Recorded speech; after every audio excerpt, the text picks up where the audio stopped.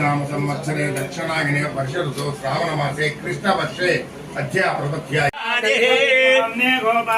अमृतत्वाय धीमस्तु भगवन् विश्वेश्वराय महादेवाय त्रयंबकाय त्रिपुरांतकाय त्रिकाग्निकाय ఏంటయ్యా అంటే నక్షత్ర ప్రమాణమట మనము భూమి అనేటువంటిది గుండ్రగా ఉంటుందట అదే విధంగా దాన్ని 12 భాగాలు చేస్తే